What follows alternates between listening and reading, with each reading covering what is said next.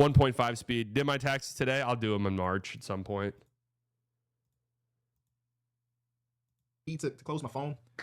But that's just so much easier said than done. So there's been a lot of conversations around our league, especially since the All-Star break. And listen, I want to say this right here, right now. I love the NBA. I love basketball, but I really, really do love the NBA. But even as a lover of the NBA, a guy that fell in love with the league in 2003 is watching now 21, 22 seasons of the NBA. I understand it is very far from a perfect product. The NBA games start too late compared to the scheduled time. There are too many stoppages to play. I can recognize the negative aspects of our league. Hell, I just dropped a video about All-Star Weekend where I was telling you everything I hated about it. So I am not one of those people that think that everything is perfect. But there are certain conversations that happen about our league that I just... What? Do we have any reasons for why the game starts so late? Has it been explained to us? That's just one thing I don't understand at all.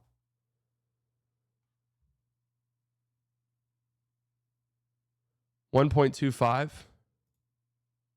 The video is 22 minutes long, guys. West Coast? Yeah, no, but what I'm saying is, why do the games start 12, 13, 14, 15 minutes past scheduled tip? That part I don't get. It's got to be TNT and ESPN maximizing TV ratings, but it's like even the local games do the same thing. I think it is advertising. It's get people watching the game. All right, game starts at 7:30. Well, it doesn't start for another 15 minutes, but here's 15 minutes of ads, basically. I know it's always been like that. I just don't get it. It's annoying as shit. Truly do not understand, and I feel like people are just repeating the same rhetoric that they heard someone else say and like, yep, that's gotta be it. When the reality is, it's really not. And I think I'm definitely not taking no shots because these guys are absolute legends. Everybody that I may refer to in this video, absolute legends, done things that I would never be able to accomplish, way more successful than all of that than me. But I think a lot of this stems from some of the people we put on TV to talk about our sport, whether it be the inside. Hey, Kitty, I know that you're trying to be political. I'll take the shots. Inside the NBA is terrible now. It's fucking terrible. It's horrible. It's bad. All right, it's bad. It's time to let that show ride off into the sunset. It just is. And I've said this so many times. If I was Adam Silver, I'm putting my foot down to my broadcasting companies. You guys do not get to broadcast our games. You guys do not get to broadcast our games and just constantly shit on our league while you do it. That's not happening. That's not happening. We are not letting you guys do that. The NBA guys, whether it be Draymond Green over All-Star Weekend, it feels like we just don't have a selection of on-camera media that says anything positive about the league. Again, this league is very far from not warranted criticism. Give the criticism, but it can't be the only thing that we talk about. It can't be the only thing we talk about. And I think the reason why I'm so frustrated with this, because I started the brand, this is not a plug or anything, Name Enjoy Basketball, because some of these people, or some of the things when I turn on ESPN, or I turn on Fox Sports, or I turn on whatever, I watch these shows, or at least I used to watch these shows, and I'm like, are we watching the same thing? Are we watching this? Where are the people that genuinely love the game? Why do I hate it? Hate Inside the NBA or whatever? I just think it's an entertainment show through and through. That's always been the case. If you go to Inside the NBA for your analysis on the game, here's what's happening around the league, you're at the wrong spot. And that's how it's always been. It's always been fun. Shaq'd and a fool.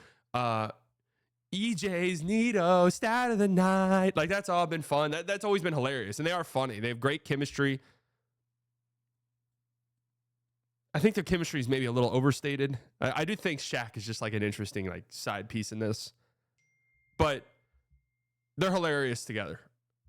I think as the years have gone on, though, and they're getting older, one, still hilarious, but two, I think it's becoming more and more obvious that they're just not paying as close attention to the league anymore. Right? Am I wrong in that? It just feels like as time has gone on, it feels more and more obvious that they're not paying super close attention to the league. Loki said the NBA has been bad since Shaq joined. They used to somewhat make up for it. No, if you see clips from inside the NBA before 2011 or whenever that was, yeah, it was pretty elite, especially when Chris Webber was on there.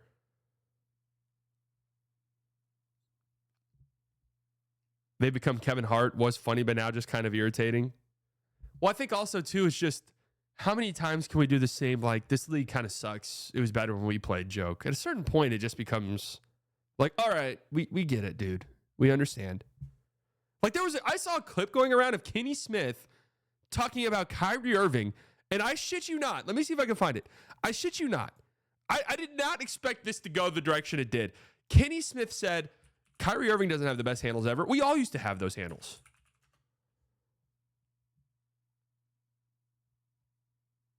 Where the fuck was it?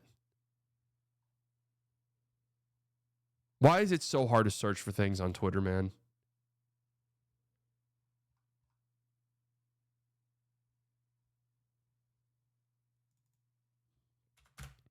I'm not kidding. It's the clip was insane.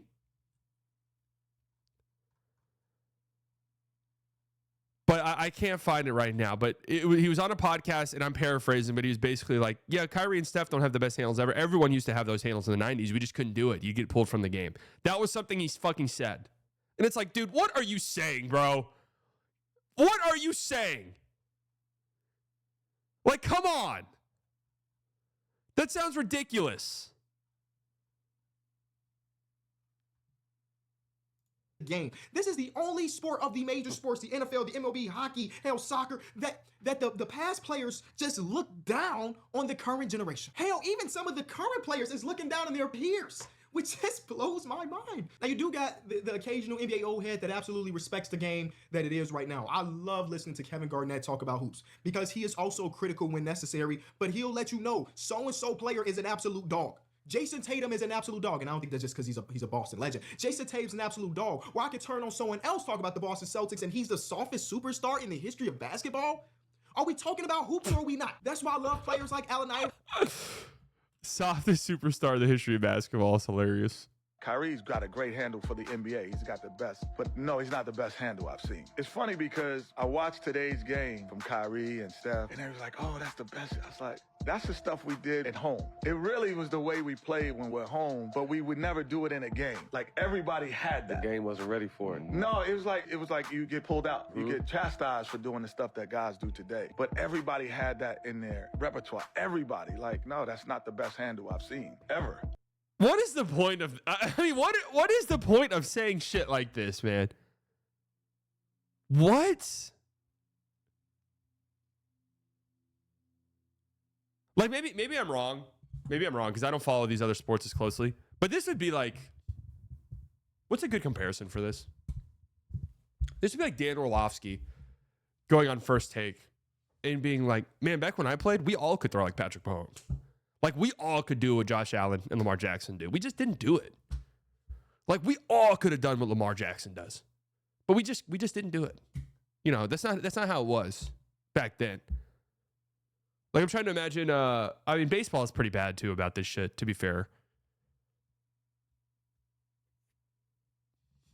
But imagine, like... imagine, like, Kevin Minch coming out and being like, Shohei Ohtani, we all could do that. We all could throw 101 miles an hour and hit 50 home runs and steal 50 bases. We just, that wasn't like, we weren't allowed to. We all could do it.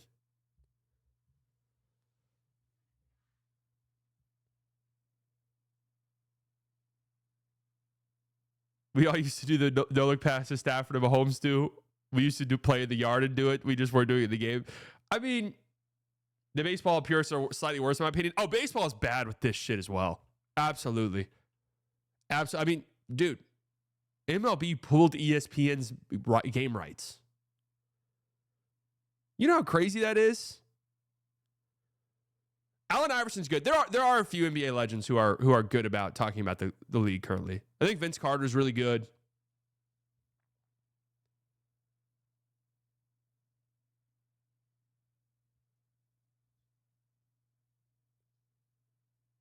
No, I think they're keeping it this year, right? It's just the year after it's done.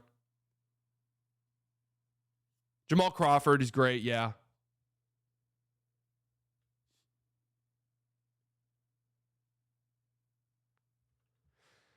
Just like, what do you mean? We all used to have handles like that. We just couldn't do it. Like, bro, come on. What are you saying?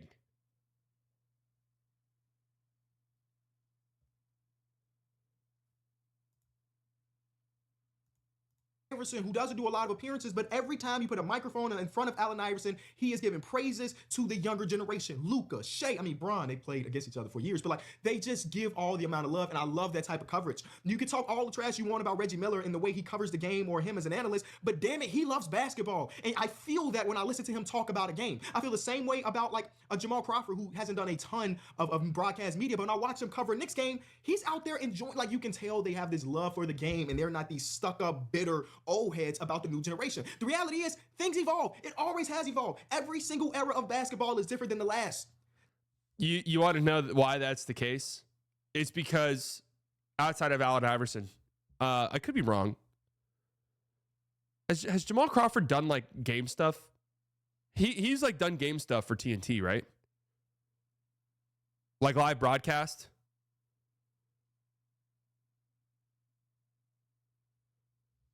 Now, Reggie Miller can be annoying for sure, but he is I agree with Kidney here. You could tell he does very much love the game.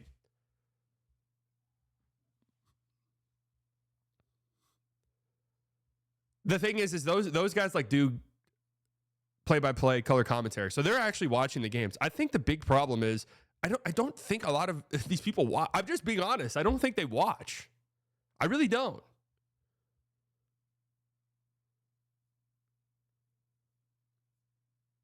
Like I don't. I'm just gonna be upfront and honest with you, man. I don't think Shaq watches. I don't. I really don't. I really, really don't. Eddie Johnson can be a little annoying because he's a very big homer for the Suns, right? So from a neutral perspective, it can be kind of annoying to listen to, but he does love the game.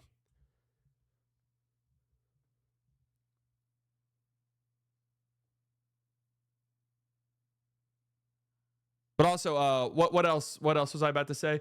Someone said Bill Simmons before. Bill Simmons, we kind of make fun of him. I've said this. Bill Simmons is the GOAT to me. I absolutely love and adore him. I look up to him. I think he's incredible. We poke fun at him here and there, but only because he's the greatest to ever do it. That's why, right? Bill Simmons is actually a great ambassador for the league. Honestly, he is. He knows his shit, historically speaking. He does a great job of like tying in historical aspects of the league and tying it in with the modern day. And he has his criticisms of the league for sure, but you can tell he still loves it. He still thinks it's great. And that's what's important is when you hear criticisms of the league, where does it come from? When you hear Bill Simmons talk about it, you know it comes from a place of legit love for the league. And I take his opinions very seriously because I know he watches. I know he spends every fucking night watching the NBA. I know Kenny spends every night watching the NBA. You know, former players, it's difficult to be like they don't watch anymore, but a lot of them don't. ESPN was continuously posting this PK Subban clip. I don't give a shit what PK and Subban has to say about the fucking NBA. I don't care. And I'm not doing this from the lens of like let him. PK Subban can talk about the league. I don't care. But what I'm saying is, why should anybody care? Why are these clips going viral? PK Subban says the league should do X, Y, and Z. He openly says one of the clips he hasn't watched in a decade. Why the fuck do I care what he says? I don't give a shit what PK Subban has to say. Why the hell do I care? God bless him. Like when it comes to hockey stuff, I'm sure he's great. I don't know. Maybe he's not. I don't know. Can't wait to have 10 years of Draymond and Bismack Biyombo talking about how they would dominate the current NBA.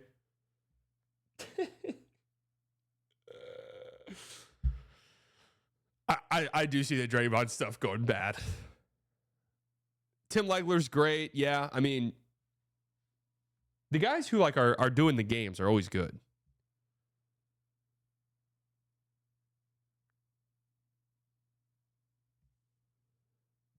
Is Bismack Biyombo a media guy, or is that just a random name?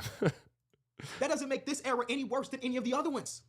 It is just so ridiculous to me. And one of my least favorite talking points that people have, and damn it, I've seen it on TV, I've heard it in the barbershop, when people talk about everybody playing the same way, blows my mind. You cannot convince me that the Boston Celtics, the Atlanta Hawks, the Cleveland Cavaliers, the Utah Jazz, the Minnesota Timberwolves all have the same style of basketball. Are we being real? How many games are you really watching? And it really blows my mind when a guy like Draymond Green says, because damn it, you've been in the league for 15 years. You've been.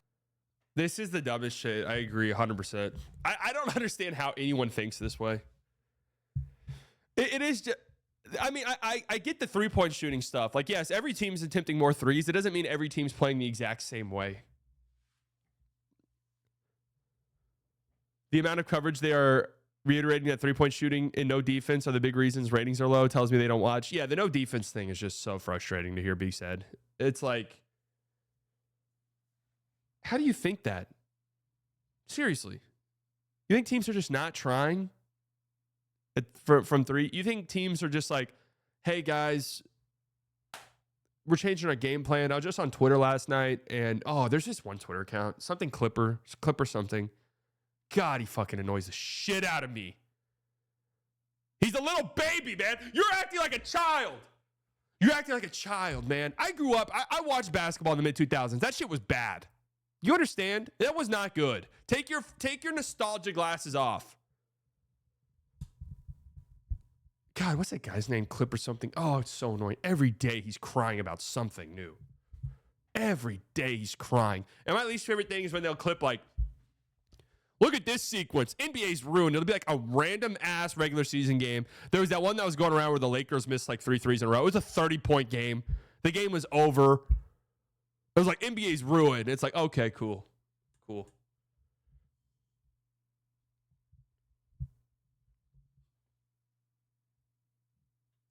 Bring back the shades. No one wants to see those baggy eyes. I'm looking at your post history, and you're probably about to get banned permanently. I'm just letting you know right now.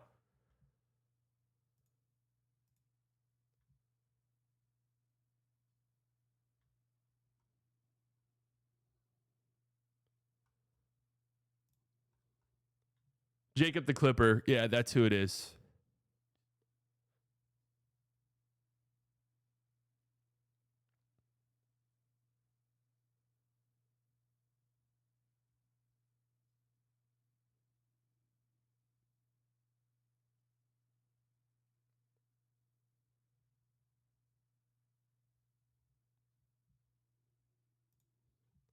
In the league for 15 years and you play for a team that has a very unique style of play, but everybody plays the same.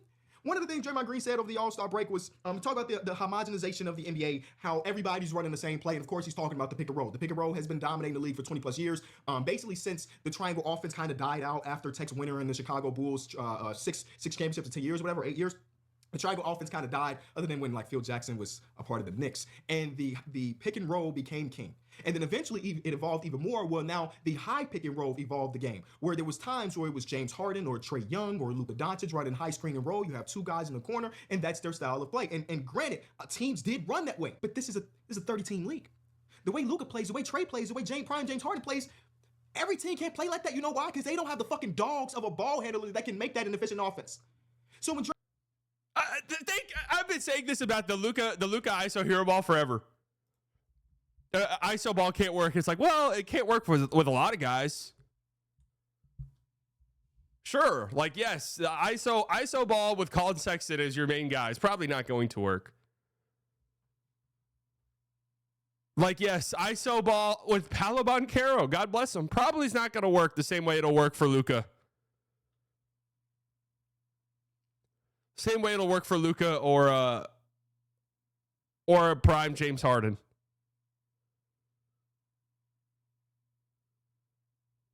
Draymond Green talks about the homogenization of basketball. It blows my mind. This is a real stat. Let me go to my notes, because y'all know I watch a lot of basketball and I listen to a lot of broadcasts and I listen to a lot of people that are way smarter than me talk about basketball. Here's a real stat. This is from this season. This season, the NBA is setting 65.4 ball screens per 100 possession, which is the lowest average in the second spectrum era. The second spectrum goes through the last 12 years. It's not. Finally, a meal service that works for men. That's interesting. Your mic is distorting slightly. Check your gain. Is it only when I scream?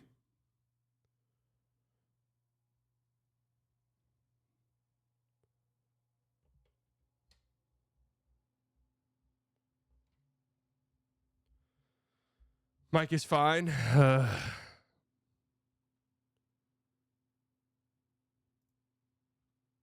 Year sample size. So if Draymond Green is talking about the homogenization of basketball, that everybody's running the same thing, then that's the case from 12 years ago. Finally, a food service that works for men. Where everybody says the league was peak. It is the lowest that it Do you guys use any of these, the little meal things?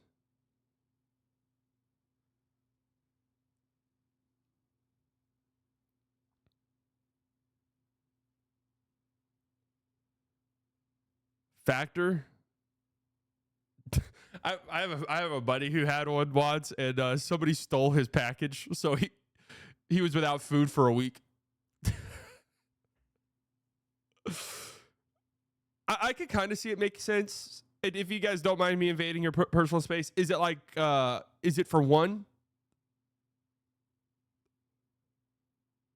Because cooking for one person is hard.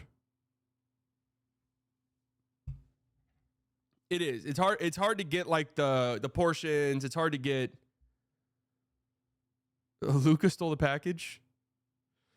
Please get premium. I honestly God thought I had it. I'll look at it in a second. Cook for 2. Cook for 4 and stay for the rest of the week. Yeah. The only problem is I get bored.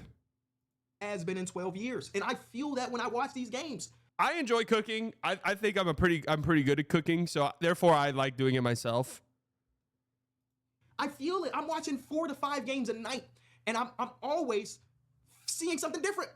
Yes, the three-point ball is king. That is something that I cannot deny, but the way those three-pointers are generated objectively is just different. Some teams are doing it off ball screen. Some teams are doing with dribble penetration kick out. Some teams are doing a dribble handoff. Some teams are running a high screen and roll, hoping that you drop, and so Jason Tatum can shoot the 3. This league is as diverse as it ever has been. And if you don't believe me, well, we can go to the numbers, baby. Here's an article written by my guy Mark Shayer, and it's a guy I think I referenced on this channel before. Our NBA team's playing the same. This is from the beginning of the season, November 21st, 2024. Now, here's one of the graphs: percentage of time in each play style, and this stems from 2004 to 2025. And what you will see is, yes, this season, and as we continue to evolve, spot up three-point shooting or spot up shooting in general is higher than it was in 2004, 2005. Transition offense, and that's the thing I want to talk about, is higher. But some things that were just not great watches is gone.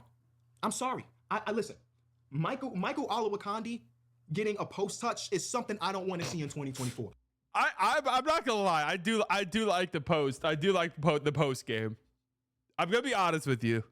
I do like the post game quite a bit, and I really do appreciate the guys who still get it done with the post. But I do agree. I mean, everyone used to get post touches, man. If you were taller than 6'8", you get a few post touches a game. It didn't matter how good you were.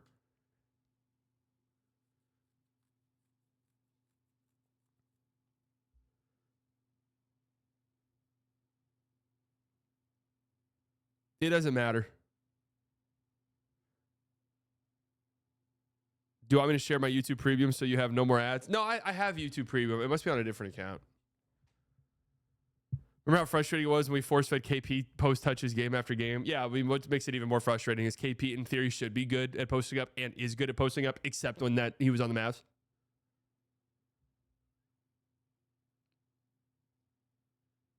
Anyone remember the Sean Bradley post touches where he would dribble once and the entire fan base would have a heart attack? I mean, there was the Kendrick Perkins post touches. I'm 6'4", they send me the post and pickup games. Yeah, if you're 6'2" or up, really, in a lot of ways, one of the worst heights to be. And why do I say that in pickup games? Because there's a decent chance you'll be the tallest player on your team. Like, depending on the type of run you're at, there's a decent chance, if it's like a random LA run, a decent chance if you're 6'3", you might be the tallest player on your team. God forbid the other team actually has like a 6'6", 6'7" guy, because you're about to have a fucking miserable time.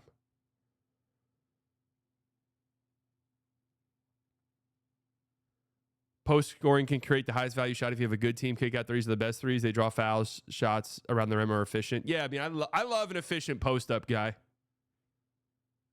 I love Luka post ups. I love Luka post ups. Used to beg for them basically. I love a guard post up. I love a Kyrie post up. You got 6'6" dudes in your pickup games where every now and then one will stumble in. You're just like, fuck. That is true. Like we have even weeded out the decent post guys, and now it's like you pretty much have to be an elite post player to be a guy that regularly gets post touches. Ben Rogers in the post. Ben Rogers is a big guy, tall guy.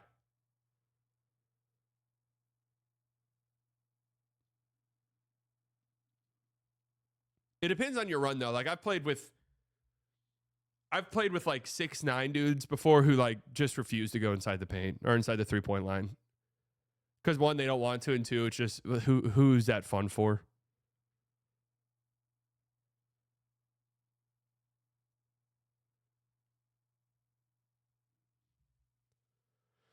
I'm 6'4", 275. If I even step out of the paint, my team will send me to the locker room, and I can shoot, but that don't mean a damn thing to anyone. The good for nothing bigs. Well, it's also too. It's just like if you're 6 inches taller than the next tallest dude. I mean, especially if you're good, those guys like they won't lose. So it depends. If it's just like a fun pickup run, if there's 35 people in this gym and we want to stay on the court, different.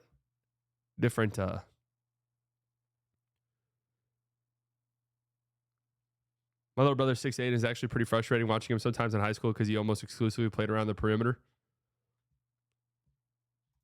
Who's the NBA equivalent? Alex Len getting a post touch for the Lakers is something that I'm happy is cut out of basketball. So with it being lower, I think that's good for the game.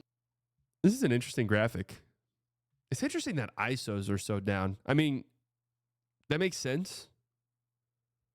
But that does kind of poke a hole in some people's arguments about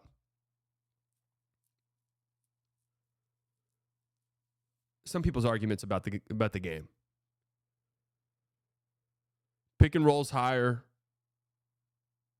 Spot ups are way higher. That makes sense. I'm assuming transition, you can see right there, transition's up. I'm assuming driving is higher. So much of offense right now is driving kick based.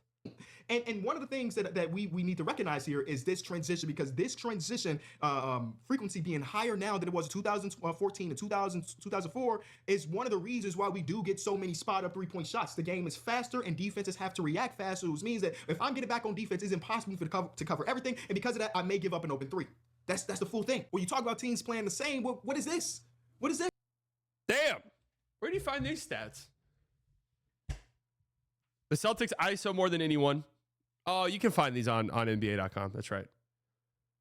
Yeah, I mean, just saying every team plays the same is just so silly. It's really just people crying about threes. People just see the amount of threes and just assume every team is just bombing threes.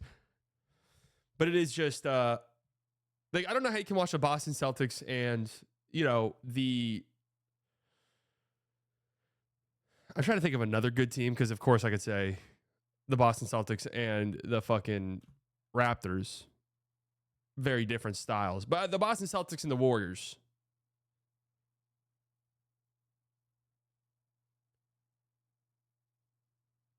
How can you watch those two teams and think those two teams play the same? Or like the Cavs and the Grizzlies.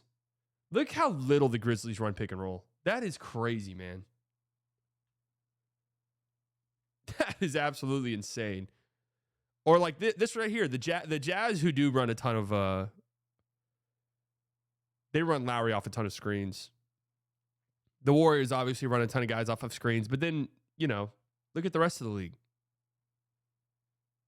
The Bucks play out the post all the time with Giannis, obviously. Nuggets play out the post all the time with Jokic. Lakers, AD, and LeBron. So that number will go down for the Lakers, but it is crazy the Grizzlies do not use screens. This right here shows you the percentage of teams' possessions and how they generate their offense. So, for example, the Golden State Warriors are number 1 in points generated through a cut. When if you watch the Warriors with their split action and everything, you see that. You see the same thing with the Denver Nuggets because Nikola Jokic is a passing wizard and he gets so much attention. Atlanta Hawks at the bottom of the list, you have teams like the 76ers or the Charlotte Hornets. You have teams like the Utah Jazz that because they don't have much individual on-ball creation, they get a lot of their points or a lot of their possessions and with an off screens, or you get handoffs and isolation, which makes sense if you watch the Boston Celtics. A lot of times it is Jason Tatum or Jaylen Brown cooking their man, getting past the first defender. Are you really the last person to find out about? Just goes to show that there isn't any specific trick that always works. Every team tries to do what serves their players best. Yeah, I mean, that's just good coaching. These numbers, if you're watching these games, it make a lot of sense. If you watch, so this number down here is why I'm just like so. I'm so iffy on the Grizzlies, man. Look how dependent on transition their offense is.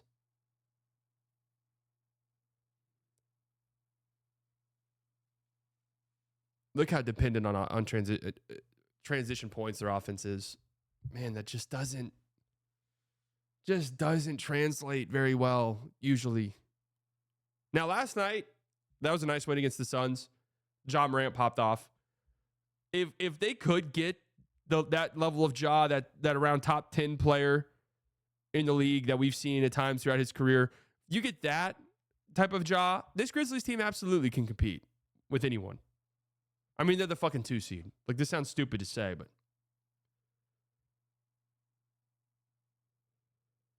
games slow down in the playoffs, and you just need go-to bucket getters. Let me get this over here. If you watch the Memphis Grizzlies, you recognize that this is the fastest team in basketball. They are dramatically different. They are like, I don't even know, 10 percentage points, 12 percentage points better in transition or more frequent in transition than the Minnesota Timberwolves. You trying to explain to me that that's an homogenization of our game? No way, bro, no way. And one thing I do every single offseason, I've been very candid about this. When the offseason hits, I still want my NBA fix, right? And what I usually do is I go back and watch old games, whether it be from, the latest I really go is the mid-90s because I Jimmy would unironically have been great for them, swap for Jalen Wells. I wanted the Grizzlies to get Jimmy Butler so bad. So bad. Made so much sense to me. My pea-sized brain.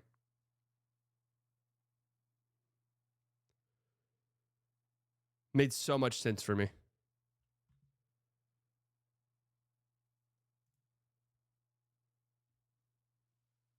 Yeah, you guys got to go with the right LA Fitness, man. Any LA Fitness downtown.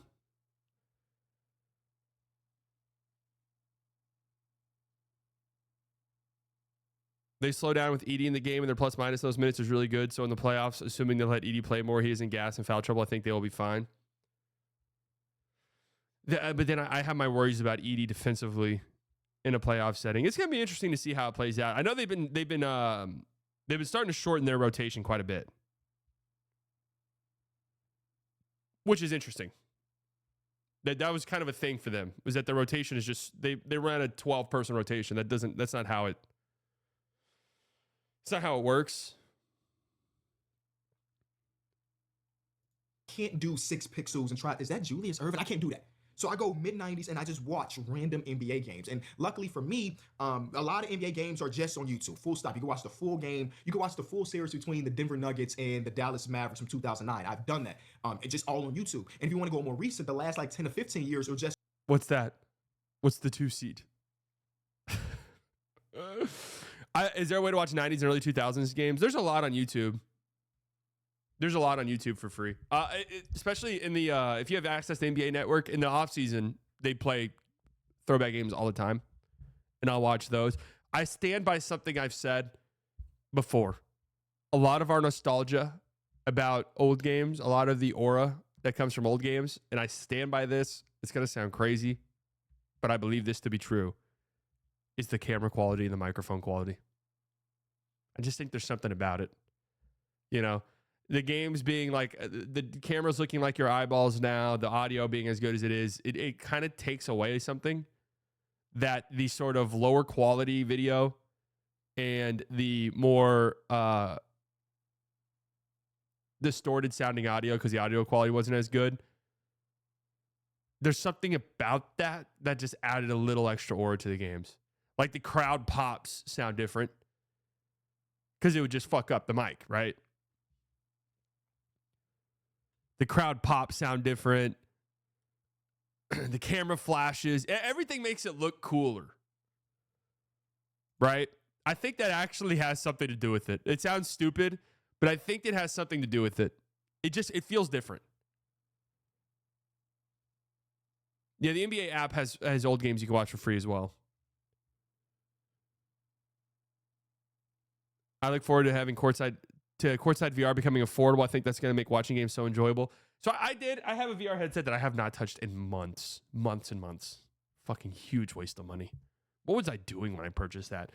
And what's crazy is I knew that shit was going to be a huge waste of money. I can't believe I bought that shit. But anyways, I've done the VR thing. It's interesting. It wasn't as great as I maybe thought it was going to be.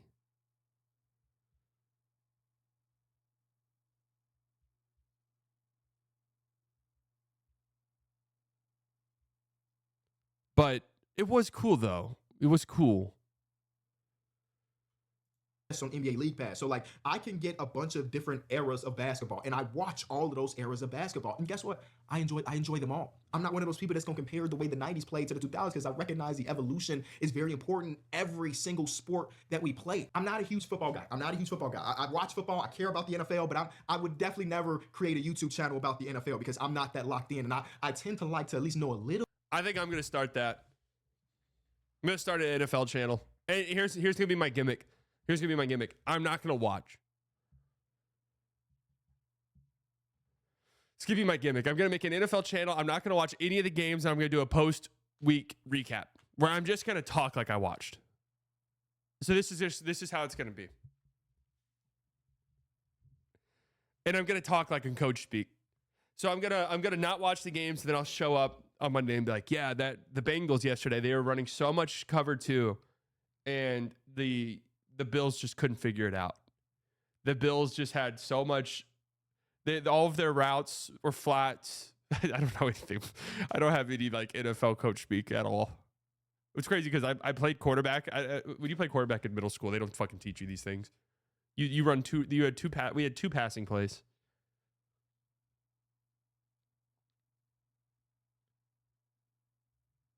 Two passing plays. That's it. Yeah, the Bengals just ran so much cover 2, and they were rushing 4 or 5 every play. Like they were disguising their blitzes, and the Bills just had no answer for it. And the Bills' offensive line, they did a terrible job in the B gap, and it just led to so many problems. Boom, send it out.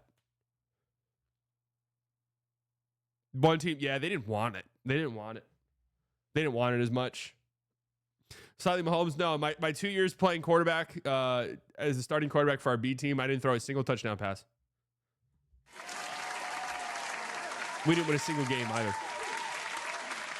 The only game we got close to winning was because the starting running back for the A team was a complete and total dumbass and got suspended one game and played on the B team and scored, I think, 5 touchdowns. And we still lost. A little bit of what I'm talking about when I be making videos and stuff. But I recognize that the game has evolved so much since when I was a kid, where it felt like every single the running back was the most important player outside of the quarterback. Nowadays, you don't even draft running backs in the first couple rounds. They just get replacement guys, and just unless you have like a Saquon or something, you just get replacement guys to do their thing. The game has evolved in, and I'll never see an old-timey player. I'll never see Peyton Manning be like back in my day because they recognize that the game is always going to evolve. And I think there's some NFL guys who do that, but it does sound fucking stupid. It just sounds stupid because it's been laid out that they don't do that. And NFL fans, it's like a tribe. I've talked about this.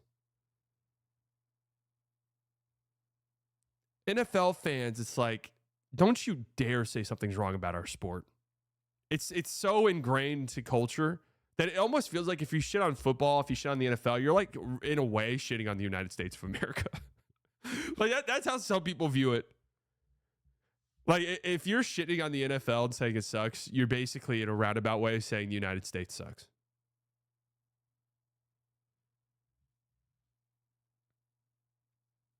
I think that's how some people look at it. I think that nostalgia is one of the most dangerous things when it comes to sports, and I guess media in general, whether it be through reading, or whether it be through TV or movies, nostalgia kills a lot of things. And I am very, very guilty of looking at things with my nostalgia lens, because at the end of the day, you fall in love with something, and that's the thing you want to see all the time.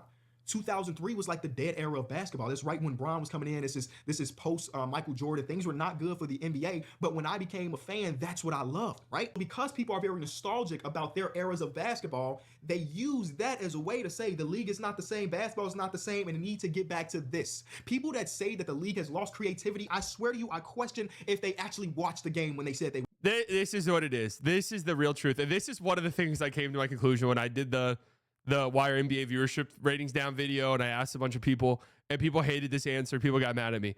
This is just the reality is you've gotten older. Your interests have changed. Basketball was a casualty of that, and that's fine. That's how it works for everybody. There's just not a lot of justifying it. You don't need to think of like 4 or 5 different excuses. The reality is you just don't have time anymore. And basketball is lower on your priority list. That's it. It's not because X, Y, and Z happen. It's not because they shoot threes now, or they drive and kick more, and I like post ups more. No, it's just you don't have time anymore, and that's the truth. They're woke. Shamsbaum, Minnesota Timberwolves plan to convert guard Jalen Clark. He's been balling out actually to a 2-year NBA contract. Congratulations to him. Yesterday, the Pelicans converted two-way guard Brandon Boston. It's crazy he hasn't been converted yet. I feel like Brandon Boston, how many games do you get before you have to be converted?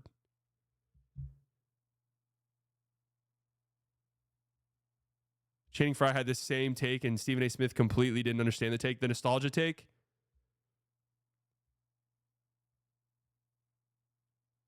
NBA basketball is worldwide and NFL is just America. I'm from Asia. That's why I can tell. The NFL is not an international sport whatsoever. They've tried and tried and tried, and there's some interest for sure, but I mean, it's not an international sport. Because football is an American sport. Other countries, you don't grow up playing football. American football. You don't grow up playing American football.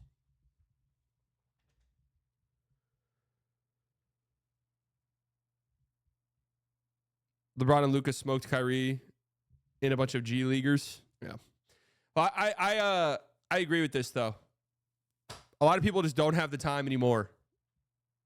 They watch the game. This is Cleaning the Glasses. This is a site that I've used a ton in the last 5 years of me covering this sport. And the furthest they go back in history is 2003, 2004.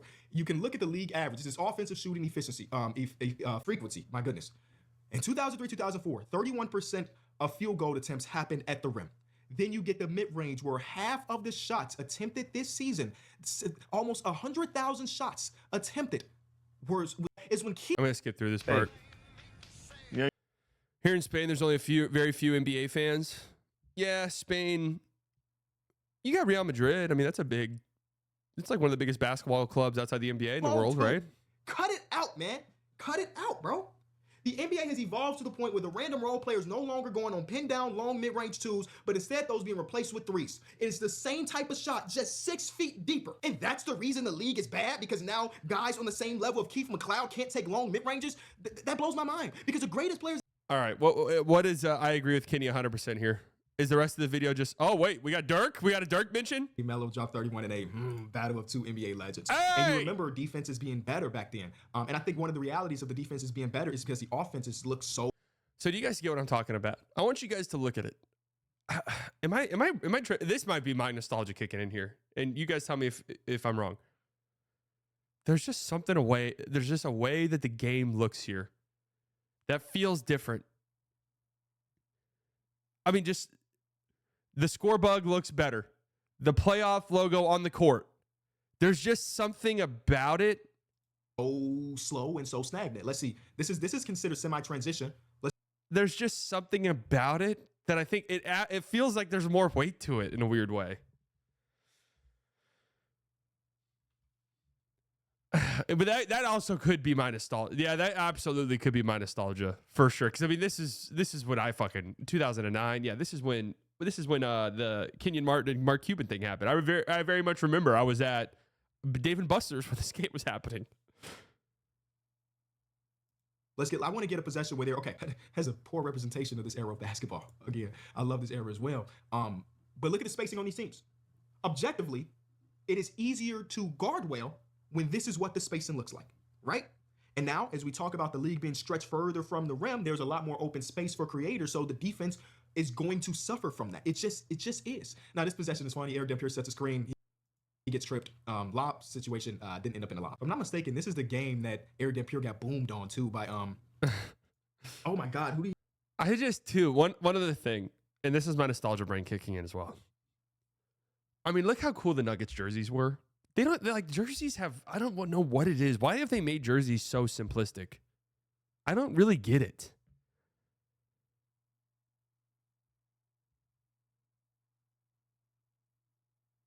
I'm not gonna lie to you guys. The dog shit resolution adds aura. Why do you think digital cameras are a big thing now? Why do you think digital cameras have come back in a major way and it's like a real aesthetic choice for taking pictures, posting pictures on Instagram? Look, man, that shit looks cooler. That shit looks cooler than the 1080p 4K. It just does.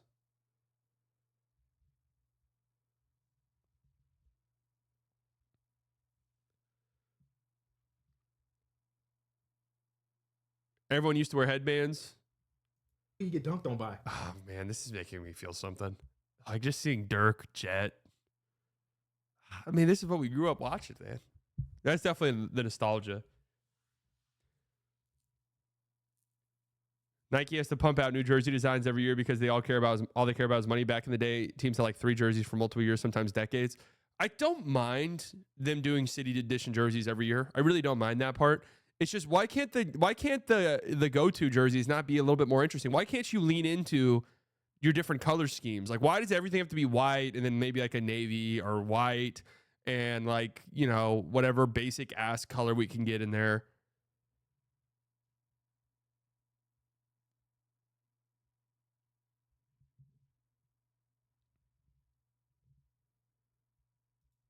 Oh, it's gonna blow my mind. Anyway, here's another possession. Look how they're able to just collapse because of the spacing of the team. So like, you don't need to see that because I'm sure that you've seen games in this era. You got 2 guys in the post. 2 guys in the post. Oh, okay. I thought the Mavs were on offense first. By? Oh, it's gonna but blow so my you got mind. 2 guys in the block here's on each block. Look at this spacing right here. You got one guy at the elbow and another guy 1 foot behind him. You have no player on the Denver Nuggets outside the 3-point line.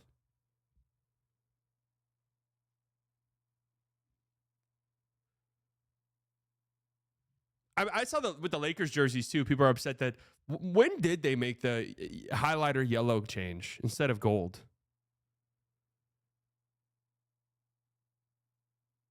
Purple and gold franchise ended up with no gold. Yeah. When did the yellow highlighter become a thing? Because I saw some people say, no, it's not that the color's different. It's just like the camera quality's different. So older pictures make it look like it was gold. And I was like, oh, okay, I guess that kind of makes some sense to me in my brain that the lighting could affect that so much. But then you can actually like compare the jerseys they sell, the new jerseys versus the throwback jerseys. And it is 100% different. You like the yellow highlighter jerseys?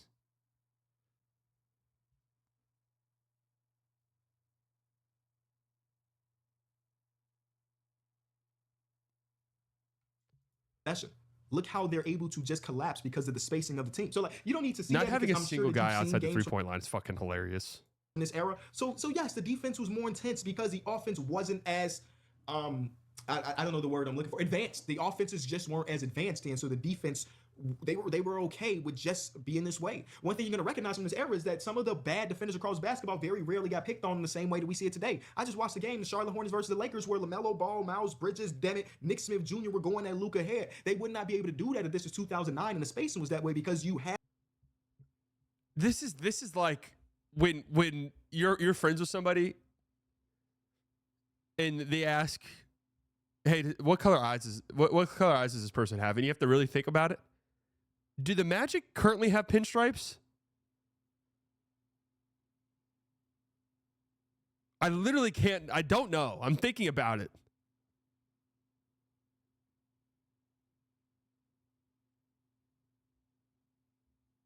I think they do. They still do have pinstripes, right? Okay. All right.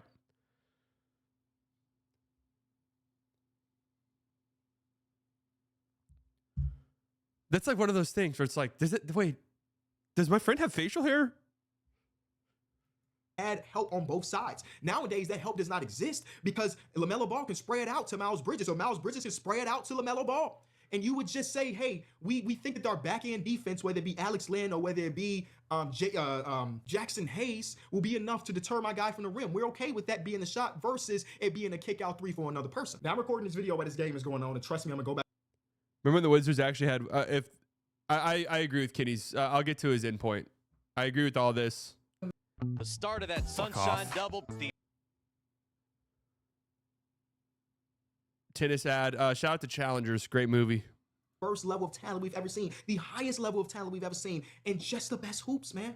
In just the best hoops. The three-point variance can make it seem a lot worse than what it is, where a team can be super hot and hit 11 threes and a half while the other team hits 0, and now it's a 15 to 20 point lead going into halftime. I recognize that. And because of that, some teams can get stuck trying to play catch up. And the way you play catch up when you're down by that much is trying to spray threes as well. I understand that. But I do believe that, when people talk about the game being at a bad point when it comes to viewership or so on and so forth, there are a lot of factors, but one of the factors that stand out to me is the people that we have representing our game on the national level. I agree 100%. Great video. Great video, Kenny. Agree. Tennis is fire. Do you watch big tourneys? No. I do agree. I like tennis. Have I ever told you the story? Have I ever told the story of my college job covering women's tennis?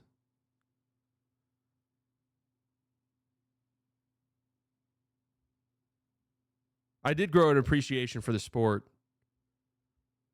But I got a job working with the paper, doing sports stuff. And they told me when I got on there, like, we need baseball.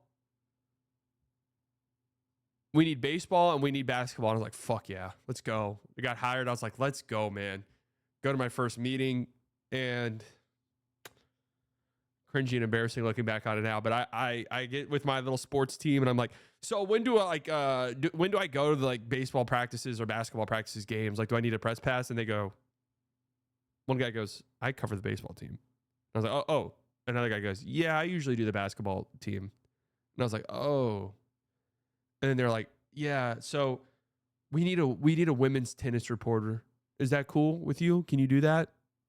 I was like, I don't fucking know anything about tennis at all. Like, no, it's cool. It's cool. The first tournament's in 2 days. Can you go to that and cover it? And so I spent the next 48 hours learning all I could learn about tennis. And I did a great job. And the women's tennis team at Texas Tech, they were good. They were great. They're a great tennis team. I wonder what they're up to nowadays, all the ladies there. Slightly creep? What's creepy about that, bro? What's creepy about that?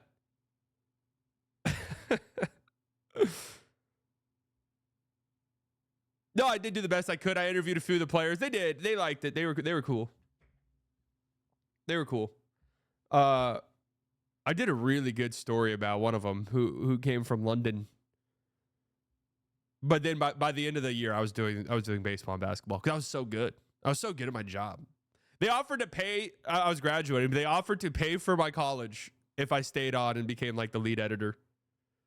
Didn't want to do it. They would have had to pay me $1 million to live in Lubbock, Texas, following graduation. They would have had to pay me $1 million. Do they have a lot of Euros? Yeah, there was only like a handful of American-born tennis players. Euros are the best player was Hawaiian, I want to say.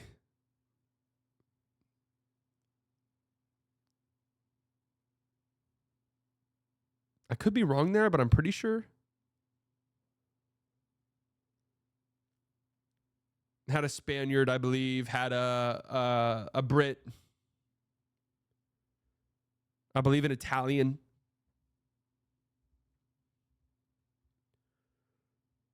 You should see how NIL has affected the college tennis game. Oh, I can imagine, because even whenever I did it before NIL, everyone was a transfer.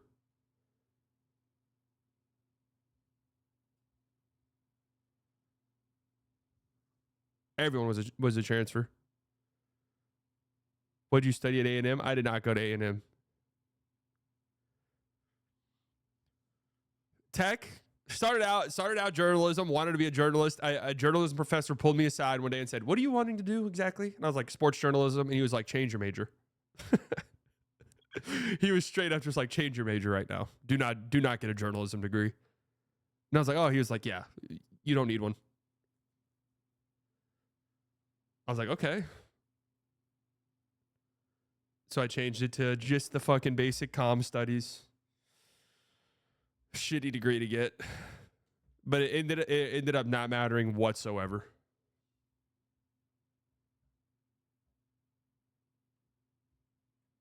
The honesty is real. No, I really appreciated it.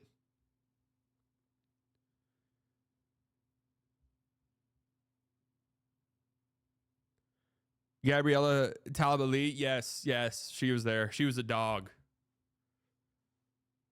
She was a dog. I honestly don't remember their names that well off the top of my head. Lana Rush, I think was another one.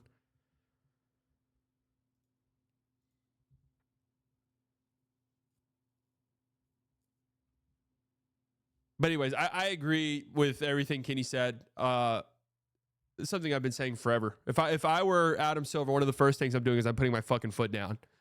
And I'm saying, if you're going to broadcast our sport, you're going to talk about it with some respect.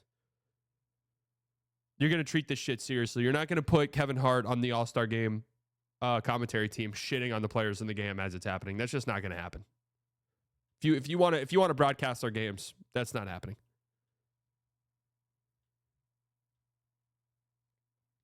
That ain't happening.